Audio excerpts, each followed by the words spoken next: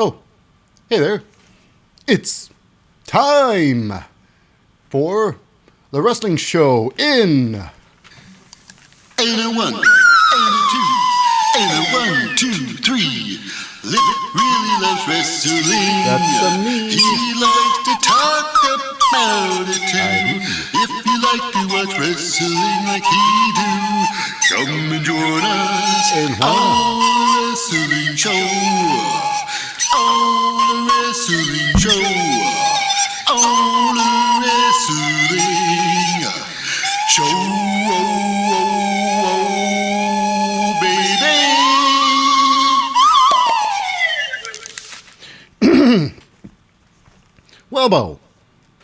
Welbo, welcome to the wrestling show. I'm your very fickle host, Lip Hazlewood, and this is a very cynical look back at the latest episode of representing the WWE and live from the FedEx Forum in Memphis, Tennessee.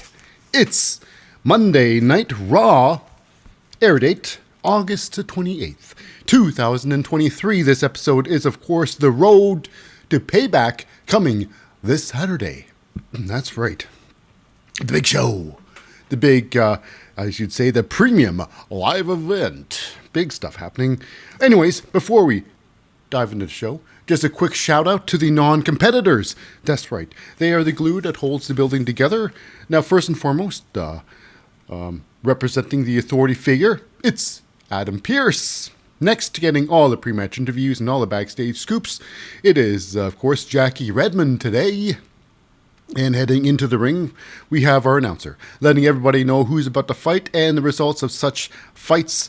It is, of course, Samantha Irving. And last, but certainly not least, it's the commentary crew, the play-by-play guys, the hosts, and I call them the narrators of the whole damn show. They are the team of my personal favorite. He's the man with a personal, I think he's a future Hall of Famer. He's the man with the raspy, yet very soothing voice.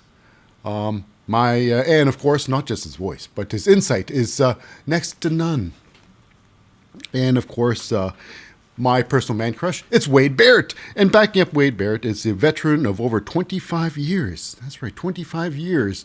And doing 2 shows, this is the first one, it's Michael Cole. Kudos to you, Michael Cole. Now, without any further kudos, of course, let's get on with the show. And we start, of course, the WWE taking time to acknowledge 2 great wrestlers, Terry Funk and Windham Rotunda, a.k.a. Bray Wyatt. Not just that, but also a Bob Barker. A Barker. 99 years of age. How about that? How about that? A fallen one as well. Anyways, he's going to be in the Hall of Fame soon because he did some bits with the wrestling. So we start off the day with a huge match. A huge match. It's representing one half of the tag team champions. And remember, it's Sami Zayn. And it's, of course, Sami Zayn and Kevin Owens. The last time they've, I guess you can say, defended their titles was at WrestleMania, April 1st, against the Usos. That's right, that's when the bloodline was still strong.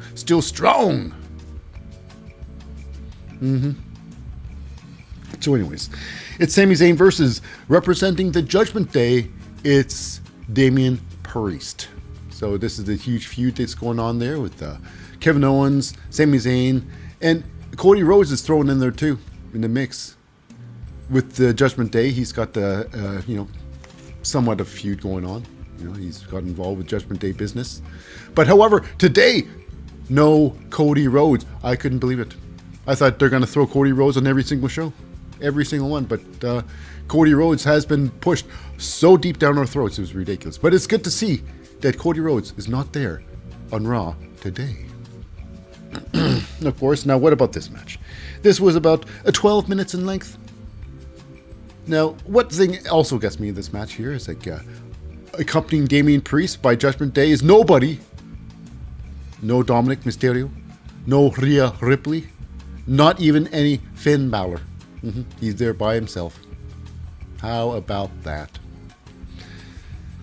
So anyways, let's carry on. This match was a lot of back and forth. This was a very fun match. A lot of good wrestling. These two are very good quality wrestlers. They can go at it. Top tier, my eyes.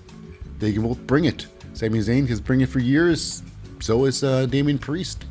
So this was, in no doubt, a very high quality match. Sami Zayn with a massive slingshot. High cross body, squashing a little bit of Damian Priest for a couple of seconds. Damian turns things around with a massive flatliner on the commentating table. Whammo! Like I say, a lot of back and forth in the match. Sami Zayn says, "You do that to me, well, I'll do this to you." He ups his slingshot high cross to a full out over the top rope tope suicida. Smasho, bammo, takes out Damian Priest just for a little bit though. Damian turns things around and oh my goodness, this is the end sequence here. Damian Priest goes for a huge, some might call it a diamond cutter, or should I say razor's edge. Some might call it a Celtic cross, but it's done. Actually just the idea of it, because Sami Zayn sneaks out of it. He pops out of that move. Never done, but the attempt was there. Sami Zayn then, with his patented exploder suplex, throws him into the corner, turnbuckle, setting him up for one hell of a kick. That's right, the hell of a kick. But before he can get the hell of a kick on, he's setting up, and the referee is, for some reason, checking on Damian Priest. Like, "Damian, are you alright? I think you tweaked your knee somehow. I will check on you." So while he's doing that, we got ourselves, not anybody of the Judgment Day comes down. Nope. It is Finn Balor's brother. Finn Balor's brother. They never said it's his brother. I assume it's his brother. From the same mother. It's JD McDonough. Grabs the leg of, Sami Zayn. So that stalls his progress. He trips him up real good. But that gives Damian Priest just enough time to tell the referee, "That's okay, referee. The cheat's done. You can turn around now. It's okay. It's all good. It's all good, referee."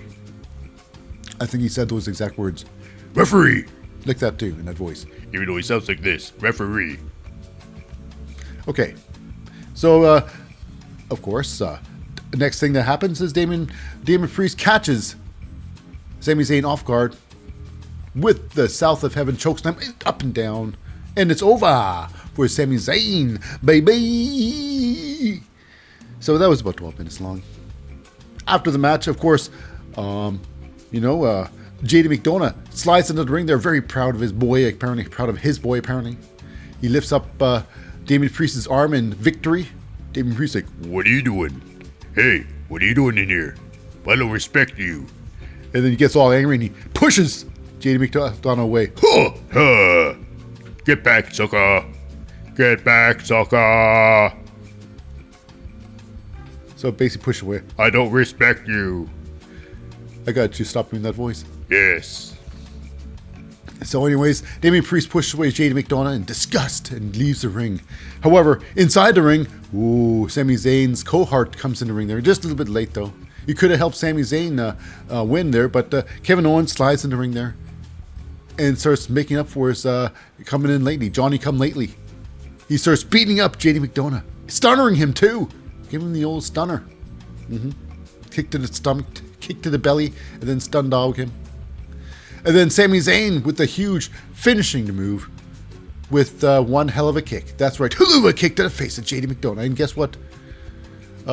Guess where, Damian Priest was? Nowhere to be found. He didn't care. He does not care too much about JD McDonough.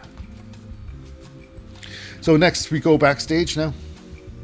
It's Drew McIntyre. He's got a new, promo shot of himself. And Tozawa's like, "Hey, nice shot there. Hey, I'm Tozawa. Baby." He didn't say any of that. But it was just like that. He's like a meme right now. He does a dumb face and he walks off. I still think Tozawa should always take the next step, just like fall on his face. Not just make a dumb face, but just like fall over. Ooh! Hey, that's pretty funny. Oh, oh. That'd be hilarious. Pratfalls are always funny. You know? Some people made a living off pratfalls. Anyway, so it all leads up to this. It all leads up to this. What's that? I guess Matt Riddle is very serious about starting a new tag team relationship with Drew McIntyre. Of course, because, yeah, this is going to do it, because I guess Matt Riddle's been in so many tag teams right now. And one more, of course, is going to do it, but they're just wondering, how are they going to look? What is it? They're just hammering out the details right now. And basically, they got a promo, at least Drew McIntyre's got a promo shot of himself wearing the bro shorts. This Matt Riddle's bro shorts. Were to think that, I wonder how Matt Riddle, photoshopped those things on him.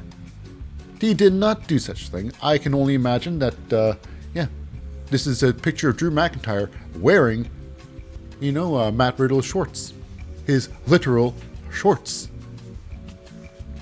So yeah, it's all good. It's all fine and good, So here we go.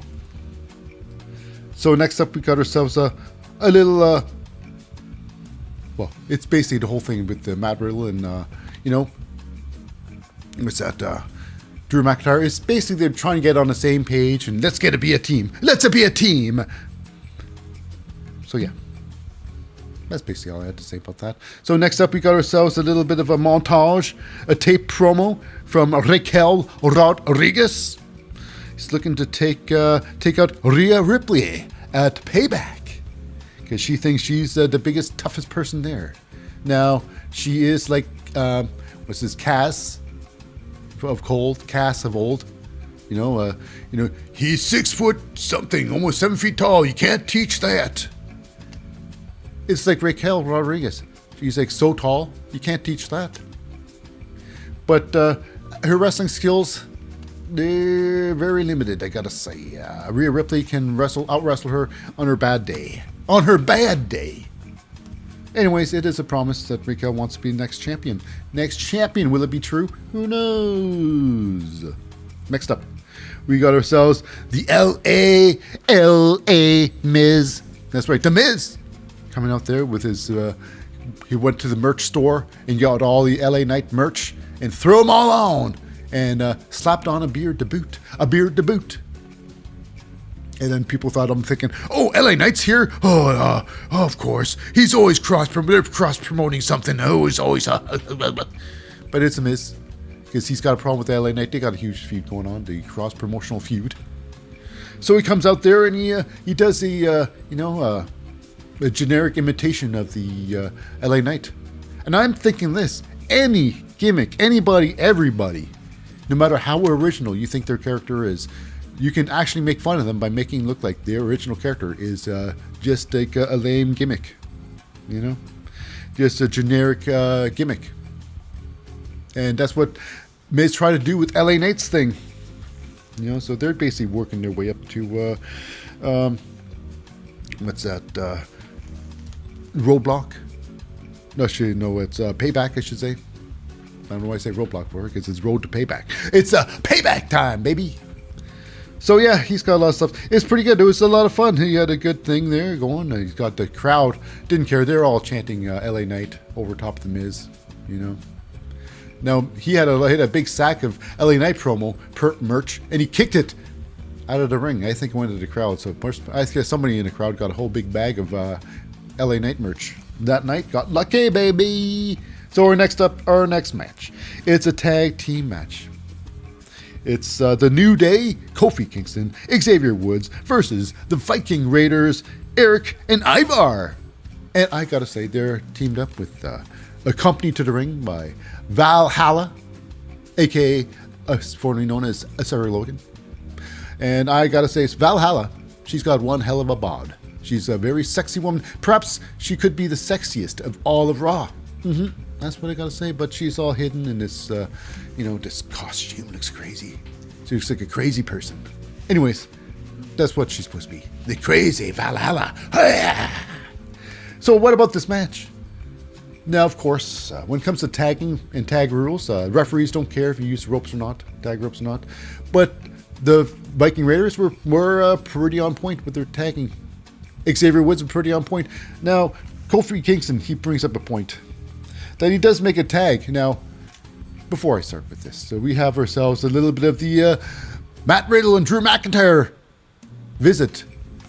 I guess they sit by a commentating table, and Drew McIntyre gives, his best friend, Wade Barrett, a scare. A little scare gets right into his face. Anyways,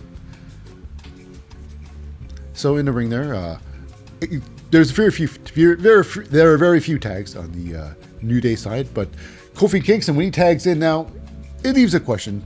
He doesn't use the tag ropes. I think they should really have the zoned out area. So you got to be on the spot. You don't have to use the tag ropes. As long as you're standing on the right spot, you can make the tag.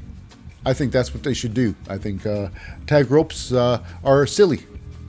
They just mark the ring itself, the legal area where you should be. If you're not on that, no tag. Easy peasy. But other than that, everybody else is just fine. The wrestling match was pretty good. A lot of back and forth. Very competitive.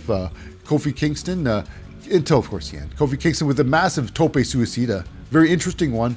It looks like almost like a high jump. Like an Olympic high jump. He's jumping over the ropes there, like backwards first. It's pretty intense tope. Squashes, of course. It's only safest to do it against Ivar, because I think Ivar is one of the greatest workers in wrestling. He's a gigantic man. He can do anything. He can make anybody look great. Ivar on his own, I think Ivar is a champion. He's championship material if he's on his own. Anyways, moving on. Now in the ring, near the end, it's Kofi Kingston gets one over on Ivar. Goes for a pin. Eric breaks it. Breaks the pin. And this is where a referee loses all track of the match. Doesn't know what's going on. So a lot of 2-on-2s. And Xavier Woods breaks up. Throws out Eric from the ring there. And then with a massive slingshot high cross body, squashes Eric. And then Ivar and Kofi Kingston, they tussle. And then Ivar throws himself and Kofi outside the ring. Ivar throws Kofi into the steel stairs. And then, oh my goodness, you wouldn't believe what happens next, but he grabs Kofi Kingston. And then, I guess like a spear or like a tackle, picks him up and then runs into, that's right, the sitting people watching the match, Matt Riddle and Drew McIntyre, they just get squashed by Ivar. And that's, of course, that's where things really get out of hand. Because inside the ring, we got ourselves Ivar inside the ring there. And then Drew McIntyre gets all ham. He throws a chair into the ring. Throws it into the ring. And then he picks up another chair and throws it directly into the face of Xavier Woods. Into your face, buddy. He's like, I thought that was Eric. Really? You had time to see. There was time to see there. And, it's not like Eric and Xavier Woods look anything alike. Some people even think, like Drew McIntyre, that they could be brothers. They could be brothers. Eric and Xavier. But they're not. They're brothers like, I guess, Team 3D. The Dudley Boys. Okay, so yeah. Ivar then wipes out Drew McIntyre from the competition. He just crushes him. Because the match was over. No, the referee didn't see the whole thing there. His back was turned, of course. He was seeing if Eric was okay. Or Ivar was okay in the ring. So then Ivar goes out of the ring there and with a senton outside's crushing Drew McIntyre. He gets Kofi Kingston in the ring there and it's 2-on-1. Ivar with his massive spinning heel kick right to the face. Just like wiping out Kofi Kingston. It was great. Not really great, but his move was great. It was such an impactful. And then it's the Ragnarok Express. It's a double power bomb to Kofi Kingston. 1, 2, 3. The Viking Raiders get a victory. Wow. Under pressing circumstances, of course. But a victory nevertheless. And of course, it's Drew McIntyre offering his apologies to Kofi Kingston and Xavier Woods, who's knocked out. Oh, my poor heady head.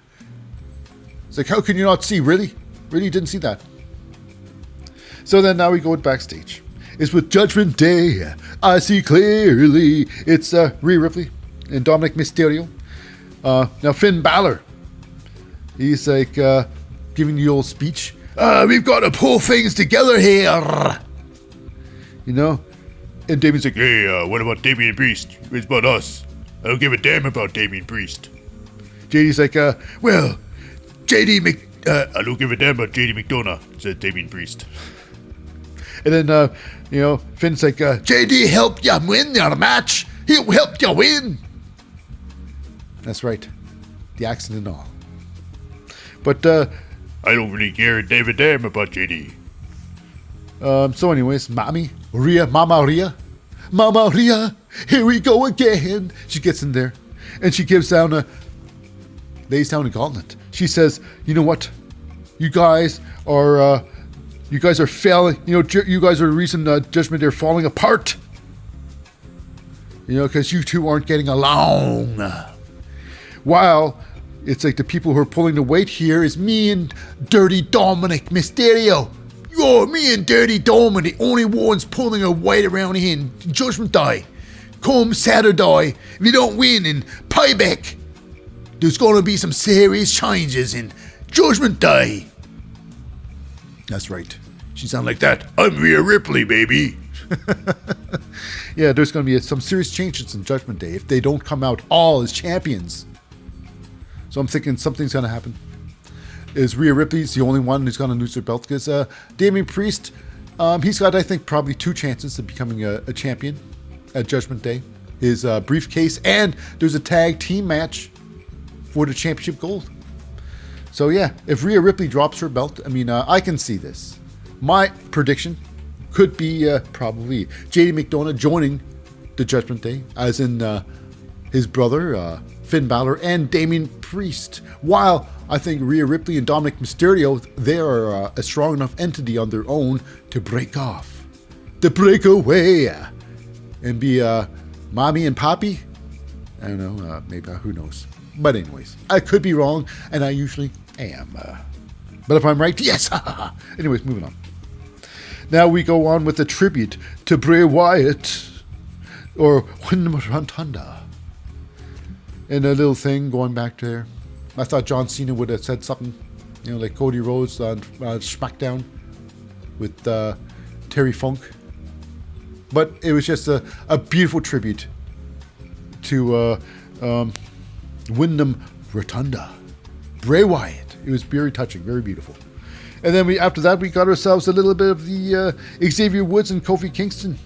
Well, this is just Kofi Kingston, because Xavier Woods is being checked out by, quote unquote, medical professions after that puffy chair hitting him on the head. Poofa! Well, puffy or no puffy, it's a big chair. Anyway, seeing if he's okay.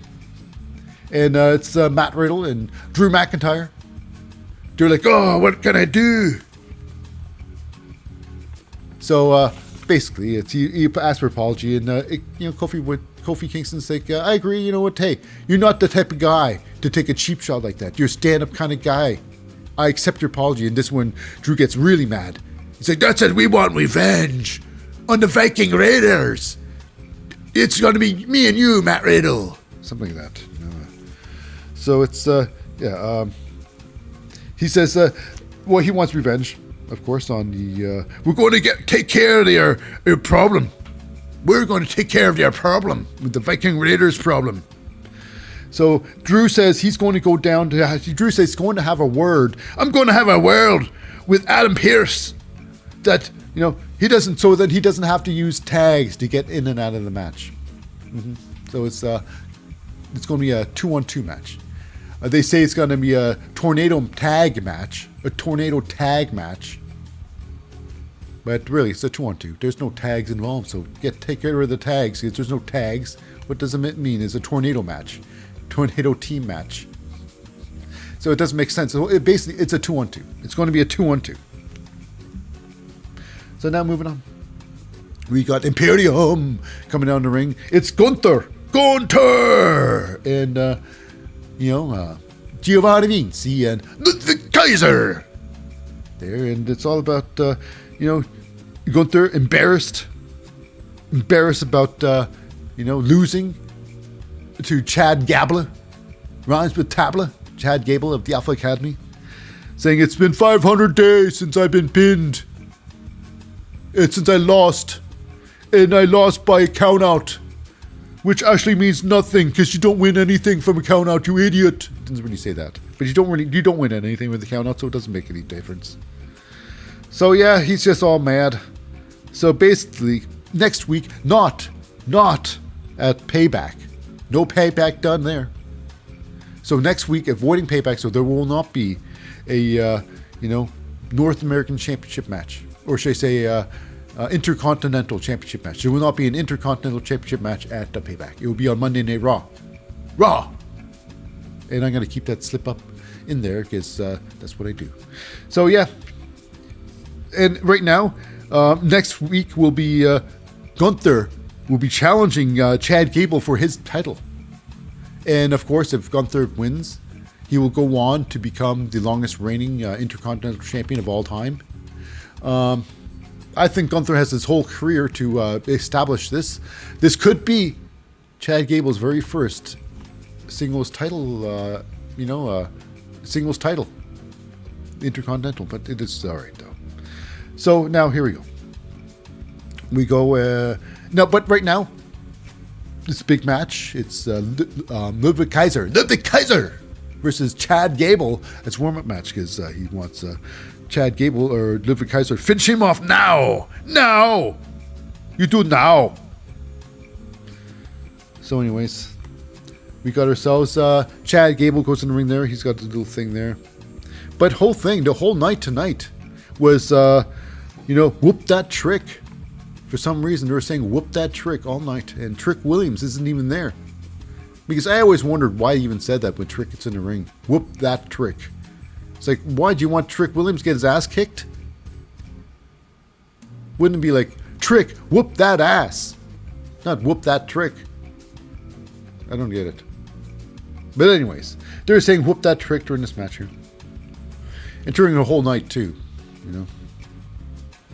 But here we go. It's the match was about 18 and a half minutes. It was a barn burner. It was disappointing at the end, but it was a barn burner. That's what I mean to me. It's about 18, almost 19 minutes. This was a crazy match. A lot of back and forth. Chad Gable, one of the greatest out there. Ludwig Kaiser, Xavier, and Kofi, call him Slenderman. Very great athlete.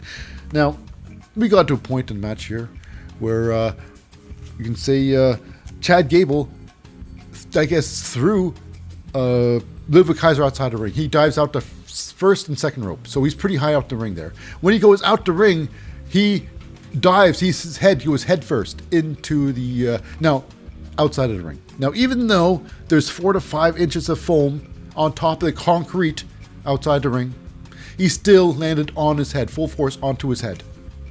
So I was like, oh, did he tweak something? Did he hurt himself there? Because that looked damn painful. Very hard landing on top of his head. But I think, I guess adrenaline, he keeps going there. I think there's going to be something, some problems with his neck they're going to find out. But anyways, Chad Gable, they go on with a massive monkey flip. A monkey flip.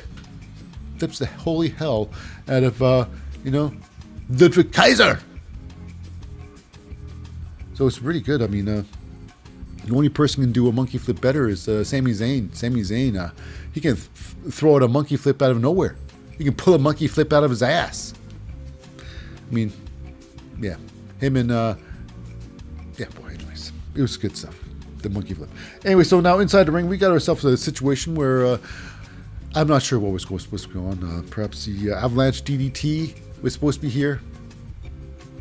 So Chad Gable gets, Ludwig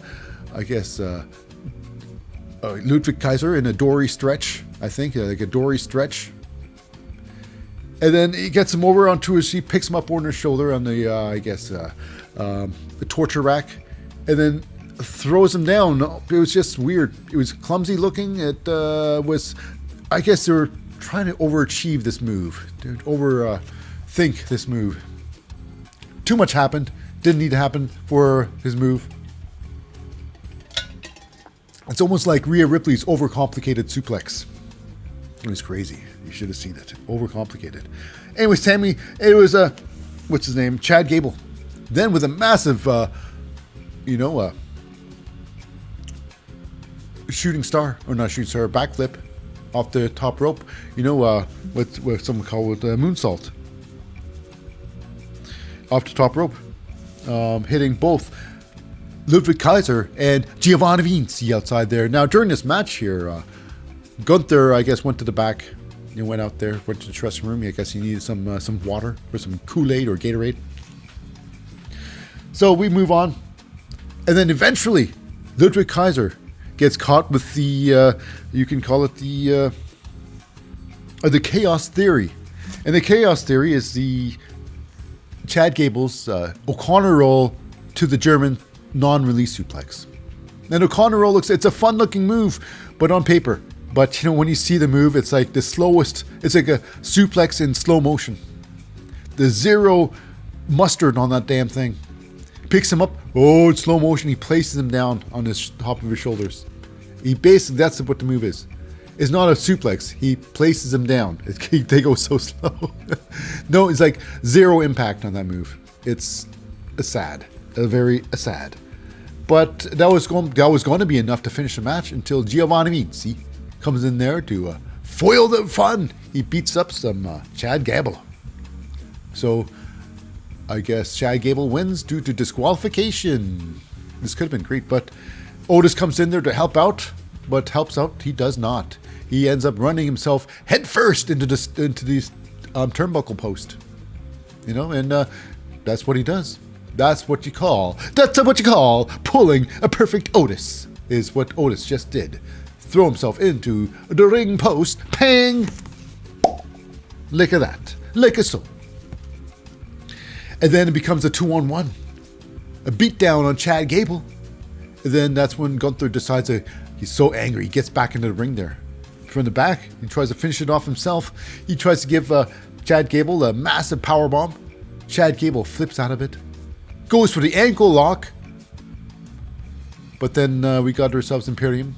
Giovanni and Ludwig Kaiser. Ludwig Kaiser! Come in there and beat up some Chad Gable some more. And then Gunther takes control and one last powerbomb. Boom! Ba-foom! And that was Chad Gable. His last air came out of his body. And it sounded just like that. Yep, and he's like, I'll see you next week, Chad Gable. For my title. So will Chad Gable win next week? There's a possibility in that. There's a possibility. The possibility is good because Gunther did. He's right now, I would say Gunther is the second longest intercontinental champion out there. So that's still a good.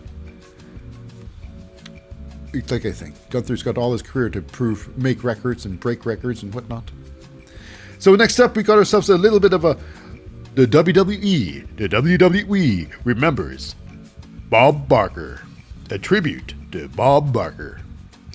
1923 to 2023. 99 years. Almost 100. Anyways, they go back and see having clips of Bob Barker with the old buddies in wrestling, his little wrestling bits. It's a wonderful tribute to Bob Barker. We will miss you. So next up, we go into the ring with some Seth friggin' Rollins, the architect. And he's out there and he says, first thing he says is, yowie wowie. Yowie wowie. And it's a little tribute to, of course, Bray Wyatt. Yeah. But he's looking forward to Saturday at Payback. But he says, funny thing is, at Payback, you're going to get what you want. I guess what he wants, what Shinsuke Nakamura wants is the World Championship title. So is Seth Rollins saying, I'll give you what you want, A, the World Championship title, or the opportunity for the World Championship title. But now, today, I want something from you. I want what I want. And he wants a face-to-face encounter from Shinsuke. But what does Seth Rollins get? He gets a video package. A video package from a Shinsuke. That's right. He's saying what he's going to do and what he has done. Such like that. And then, out of the blue, like if no one expected it. Shinsuke with the attack, a big old the Kinshasa on the back of the head, knocking down Seth Rollins, and then picking him up with some advice, saying, "Your big rubber boots. Becky Lynch, she threw them in a fire the other day. You will never see them again. Your boots." Seth's like, "No! Le Great Bonhomme!" But yeah, he didn't say that. "I would take out your back like a saw with my knee." Didn't really say that though. I'm pretty sure he's talking about his back because he usually does. Seth Rollins got a broken back, literally broken back. I can only imagine the pain he's going through right now. It's no laughing matter. Back injuries happen all the time in wrestling. It's very hard on the body. It's insane. It's insane the damage your body can go through for wrestling. And the question is this enough for Seth Rollins to pass on the belt to Shinsuke with one huge match? The time is coming. The time draws near for Seth Rollins, perhaps. But Seth is one of the greatest of all time. No doubt. No diggity doubt. Okay. Before Shinsuke leaves, he leaves him with the present, the going away present. A kick to the face. And now I go. So yeah, I see you Saturday. So yeah, it's pretty tough. Now after that, we got ourselves a little bit of the Sami Zayn. And he's with Kevin Owens, his best friend and tag team partner, who's never, defended their championship titles since April 1st against the Usos. Long time. But anyways, the Sami Zayn, he's sick and tired of the Judgment Day and at Payback. Him and Kevin Owens will have a fight for those belts against Finn Balor and Damian Priest. And Kevin Owens is like, you know what? He's got to make this match a Payback, a very special match. It's going to be not just any match, but since Payback's going to be in Pittsburgh, apparently, it's going to be a Steel City street fight. Steel City street fight. Mm-hmm. So anything goes, apparently. Will it be Falls Count Anywhere? I don't know. Steel City street fight. So it's basically a, no holds barred match, I would assume. So next up, we got ourselves our next match. Tommaso Ciampa against Bronson Reed. Now, before the match even starts, Bronson with the attack from behind, because you know what? I don't know why. This could just start fresh, but I guess they got to start hot out of the collar.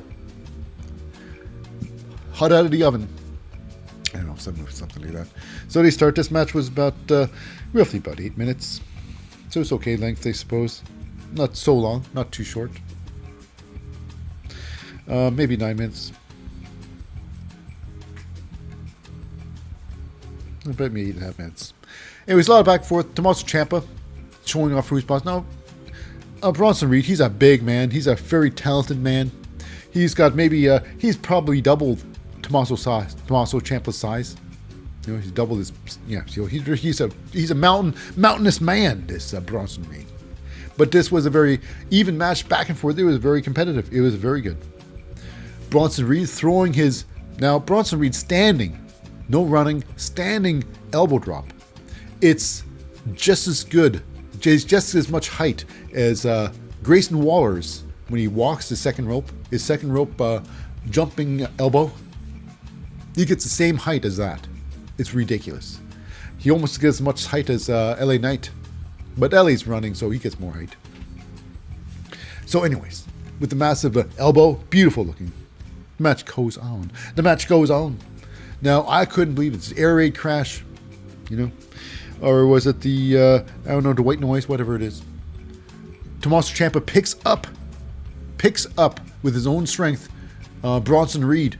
Impressive as it is to pick him up alone. I mean, a scoop slam's one thing, but this is another thing entirely. Another animal that entirely picks up Bronson Reed, walks him around a little bit, and then air raid crashes him down. Impressive feat of strength by Tommaso Ciampa. Couldn't believe it. A lot of people could not believe it, but it happened. At least it showed. After that, I guess Bronson Reed turns things around with a massive running powerbomb. The match goes on. Tommaso Ciampa is thrown outside there. He hits his head on the steel steps. Bronson Reed collapses him down with a massive charge. And you think that would be it. That would just collapse anybody. Then move like that after getting your head bumped off the steel steps.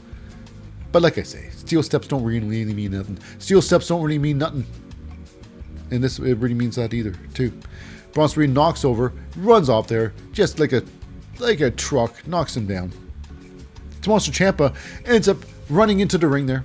Like he pulls the Cody Rhodes, of course. Cody Rhodes from almost being dead to perfectly fine. Jumps up, runs into the ring there. Bronson Reed like, oh, Roy, cronkity crew. Gonna get back in the ring for you. Goes back in the ring there. He crawls in the ring there. Then it's the Widow's Bell. Whammo! Hits Bronson Reed with it. Falls through the flying knee.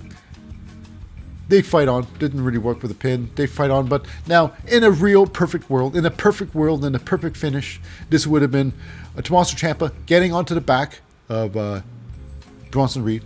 And the perfect looking crucifix bomb. The crucifix bomb. Tommaso Ciampa applies that on Bronson Reed. Now, here's a problem. They've got so much momentum going backwards that Bronson Reed actually almost flips right around. So the crucifix pin was out of the question. Bronson Reed literally had to kick himself back over. But anyways, it is Tommaso Ciampa eventually gets a pin on Bronson Reed. 1, 2, and 3. It's over with the match of the night. Even though the ending was kind of like, it could have been better. But you know what? This was a good match. Good, entertaining match. Great back and forth. Tommaso Ciampa knows how to wrestle. Put together a match. Bronson Reed. I would like to see, I don't know. I really would like to see Bronson Reed in the title picture. You know. But I don't know. Right now, this is some great wrestling. Moving on. We got ourselves, I believe, Jackie Redmond with Becky Lynch. Now, do you have any second thoughts about your Falls Count match against Zoey Stark? And she's like, second thoughts? I got second, third, fourth, and fifth, and whatnot. I just think of what I can do to Zoey Stark. So now, after that, we got ourselves Judgment Days, Rhea Ripley, and Dirty Dominic Mysterio in that ring. You know, saying what they're going to do to, or at least what Rhea Ripley, it's all about Rhea, what she's going to do to Raquel Rodriguez at Payback. Really. And then Raquel runs in the ring there, and she starts laying the smackdown on Rhea Ripley. Getting her with one of her big moves, one of her only big moves, is a fall-away slam. You thought it was over there, but they're stretching this out a little bit. They're stretching this segment out a little bit. Rhea Ripley rolls out of the ring there, but Dominic Mysterio is there to stretch things out. He's like gets in the face of, Raquel Rodriguez, and then the second attack happens, where Rhea Ripley tries to attack Raquel Rodriguez. She turns on Raquel, and eventually tries to give her a Tejana bomb, but doesn't work. Raquel fights out of it, and then throws over, just gives her a nice chuck, just tosses Rhea Ripley aside. Yeah. And that was that. Rhea Ripley snuck out the ring there, and they got away. Rhea Ripley and Dominic Mysterio run away like thieves in the night. So next up, we got ourselves a little bit of a, Trish Stratus. Thank you, Trish. And her prodigy, Zoey Stark, getting ready for their big Falls Count Anywhere match. And I put that in quotes, a Falls Count Anywhere match. Which is absolutely, I don't know. We'll discuss that when it comes. So next up, we got ourselves, a little bit of a tribute to the fallen Terry Funk, 1944 to 2023. That's right. He lived a long, prosperous life, but obviously died too soon. But the great Terry Funk, a great tribute. In moments in wrestling, some great moments. Anyways, a beautiful tribute. Following the tribute, we see that, Tiffany Stratton. She's sitting in the crowd there. I guess she's scoping out some other competition. And the competition is like, what? Becky Lynch, she wants to fight. Maybe Tiffany Stratton needs the old Trish Stratus rub. Trish Stratus and Tiffany Stratton? I think so. Stratton faction, like Trish Stratus faction. Anyways, I'm just bubbling now, just mumbling on bumbling. I keep that on there. Anyways, this match, how was this match? They call it a Falls Count Anywhere match. That's the laugh. Because apparently, I would assume, unlike a regular match, this match has a stipulation. And the stipulation means that there's a false count anywhere, meaning you can pin someone outside the ring. Anywhere you want, there's a pin. And that is the stipulation to the match. But this one here is ridiculous. This stipulation really should have been called a no disqualification. A no disqualification match. You know? And on top of the falls count anywhere. Because they use weapons, kendo sticks. It was ridiculous. It was just a lot of action. Not happened. Becky Lynch, now, here's the thing. Wade Barrett says that Becky is not known for high-flying offense. I'm thinking, what world are you on, buddy? I mean, I got a man crush on you, but seriously, every match Becky Lynch is in, she goes off the top rope. Now, admittedly, most of the time when Becky Lynch goes off the top rope, she goes off horizontally and flops down. It doesn't seem like she's on the top rope. But you know what? The truth is, going on the top rope is scary. It's scary if you're afraid of heights. It's high off the ground, and it is discombobulating. That's why everybody just goes up in the second rope. And then say, again, call it a day. Anyways, this match here, they use kendo sticks. And then, of course, it's going to be a 2-on-1. Because Trish Stratus would eventually get involved with the match, and she does. She gives Becky a couple of beatings with the old... Now, I'm not sure why they just didn't do a 2-on-1 all the way through. Because it was just that much of a nonsense of a match. And Becky Lynch just beats up both of them. You know? Yeah, Becky Lynch, she goes off the top rope. It was very, very brave of her because top rope was very scary. She goes off top rope with a tope suicida onto both of them. Becky onto both of them. Zoey Stark and Trish Stratus. You know? But here we go. Zoey Stark proving that she is one hell of an athlete. She does this springboard drop kick. Probably the greatest drop kick in the WWE, including beating Io Sky, her springboard drop kick. This one here, she gets way better height. And this is a regular drop kick. Io Sky does a missile drop kick. She lands on her back. This is a regular drop kick out of the sky. It's beautiful. It looks like a cave-in. A springboard cave-in could have been beautiful. Beautiful. Anyways, it gets weird. Because Trish Stratus, she decides to help out by throwing in chairs into the ring. And the first chair she throws in, I'm not sure if it was accidental or this was written that way. If it was written that way, it's Caduce. Because Zoey Stark gets hit directly in the face. Pretty safe, though. The chair didn't poke her in the eye. It hit her flat in the face. But the thing is, it hit her in the face. And then Trish Stratus starts loading the ring with more chairs. But it was just weird, though. It's like, what was that a thing? Is this going to come around? So, Becky Lynch, she goes off the top rope yet again. Now, I was shocked with this one here. This is your patented top rope leg drop. Usually, she goes straight up horizontal off the rope there and just drops down. This time, I was surprised. She got some height on there.